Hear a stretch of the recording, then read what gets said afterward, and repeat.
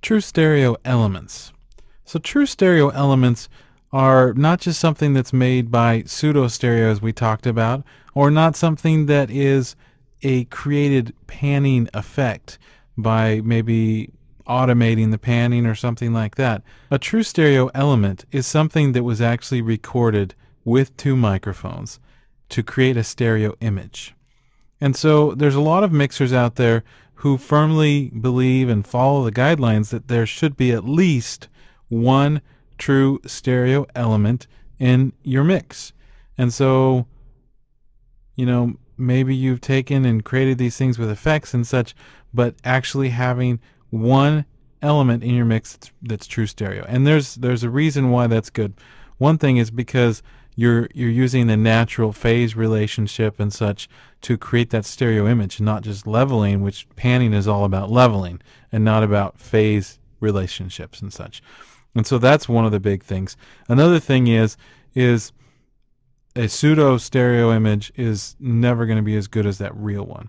Okay, so most of the time you have stereo drum overheads, but most mixers want to have something other than that.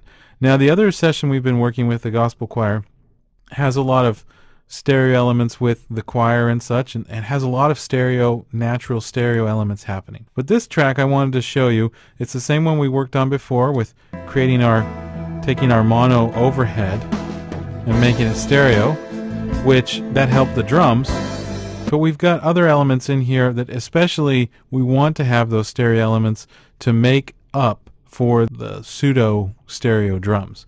So one of the best examples here is our guitar rotary.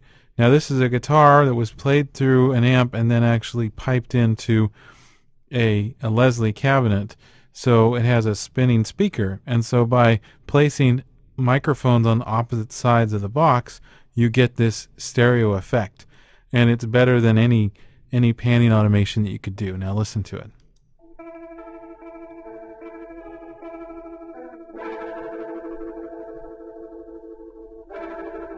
You can even hear that motor running.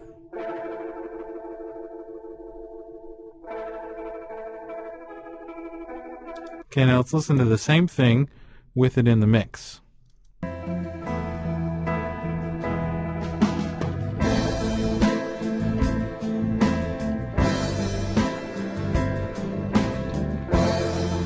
Okay, if we can back it off.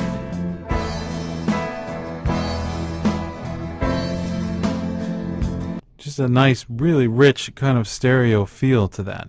Okay, we have a couple other elements in here that were recorded as stereo. We have electric piano, and you can hear some of the aspects of that.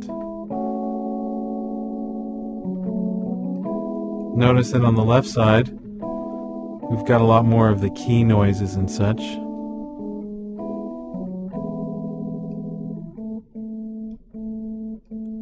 Okay, now, just like everything else, the panning does not have to be hard left and hard right. It does help on that guitar rotary to do that, but with these other elements, like the electric piano, that's not as rich of a stereo image, it's nice to pan those around. Okay, then we have the piano, which if we pan it hard left and hard right, we've got this nice image. Two mics, one over the lower frequencies on the piano and one over the higher frequencies of the piano, higher strings of the piano. You put them together, it's a nice image, but it can kind of just take over the whole stereo spectrum. And so if we take and pan this in a little bit, put it in the mix, we can hear how this piano is offset by the acoustic guitar, which is on the left. So we put the piano a little bit towards the right, and we get this.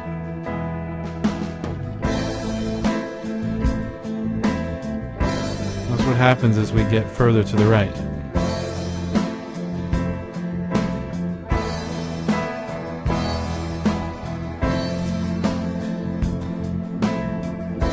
We still got that guitar rotary going on.